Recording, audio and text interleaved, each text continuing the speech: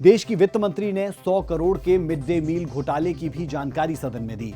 पश्चिम बंगाल की अर्थव्यवस्था की बिगड़ती हालत का रिपोर्ट कार्ड बताते हुए निर्मला सीतारमण ने यह बताया कि पश्चिम बंगाल में पूंजी निर्माण 2010 में 6.7% से गिरकर हाल के वर्षों में 2.9% पर आ गया है। केंद्र की ओर से यह स्पष्ट कर दिया गया कि राज्य के ये हालात निवेश के प्रति शत्रुता का सीधा परिणाम है। राज्य में ना तो नौकरियां हैं, ना ही कारखाने और ना ही दूरदृष्टि। बंगाल बदलाव चाहता है। बंगाल विकास चाहता है। बांग्ला परिवर्तन चाहे। बांग्ला उन्नयन चाहे। टीएमसी की सरकार जाएगी तभी असली परिवर्तन आएगा। टीएमसी जावे तबे আসল परिवर्तन आसबे। राज्य के लिए एक बड़ी चुनौती इन्फिल्ट्रेशन की भी है।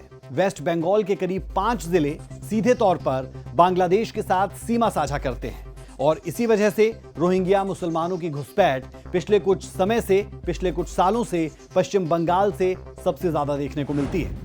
वेस्ट बंगाल के जिलों की अगर बात करें तो नादिया, वर्धमान, हुगली, मुर्शिदाबाद और दक्षिण 24 परगना।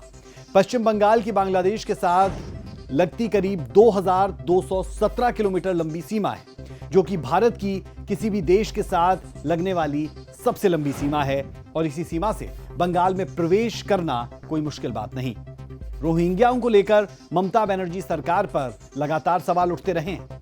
आरोप है कि सरकार वोट बैंक के लिए अवैध घुसपैठ को बढ़ावा देती है, जो देश के लिए एक बड़ा संकट भी पैदा कर सकता है। ममता बनर्जी ने हमारे देश की सीमाओं को बांग्लादेशियों के लिए खुला कर दिया। इनके आशीर्वाद से घुसपैठ हो रही है। भारत में 2012 के बाद से रोहिंग्या मुसलमानों की संख्या तेजी से बढ़ी। गृह मंत्रालय ने यूएनएचआरसी के हवाले से बताया कि भारत में दिसंबर 2021 तक 18,000 रोहिंग्या मुसलमानों के होने की जानकारी मौजूद है। वहीं साल 2017 में मोदी सरकार ने राज्यसभा में बताया था कि भारत में करीब 40,000 रोहिंग्या आबादी अवैध रूप से रह रही है। सरकार की ओर से सदन में कहा गया कि महज 2 साल के अंदर ही देश में रोहिंग्याओं की आबादी 4 गुना बढ़ गई। देश में रोहिंग्या जम्मू कश्मीर, पश्चिम बंगाल, हैदराबाद, दिल्ली एनसीआर, हरियाणा, उत्तर प्रदेश, राजस्थान और मणिपुर में भी अवैध रूप से रह रहे हैं।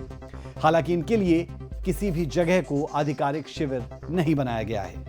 रोहिंग्याओं को लेकर यह आंकड़ा साल 2017 का है, लेकिन तब से लेकर अब तक हालात और बदतर हो चुके हैं। मीडिया को मिल रही जानकारी के अनुसार घुसपैठ लाखों की तादाद में हो रही है और रोहिंग्याओं की तलाश में देश के कई राज्यों में लगातार छापेमारी चल रही है।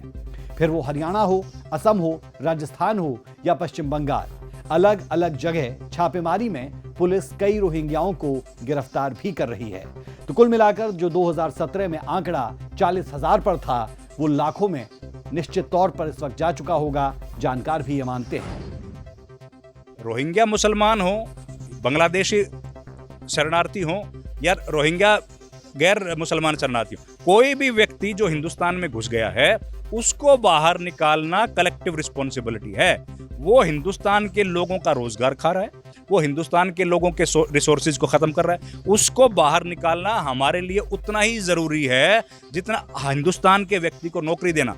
आज अगर रोहिंग्या लोग या बांग्लादेशी मूल के लोग हिंदुस्तान में हैं, गैर कानूनी तरीके से हैं, और वो अगर एक व्यक्ति की नौकरी कर रहे हैं, चाहे वो मजदूरी कर रहा है, तो वो मेरे हिंदुस्तान के किसी भाई का उसका हिस्सा मार के वहां पर नौकरी कर रहे हैं। तो पहली जिम्मेदारी सरकारों की है कि उनको चिन्हित करें और उनको तुरंत बाहर निकालना है।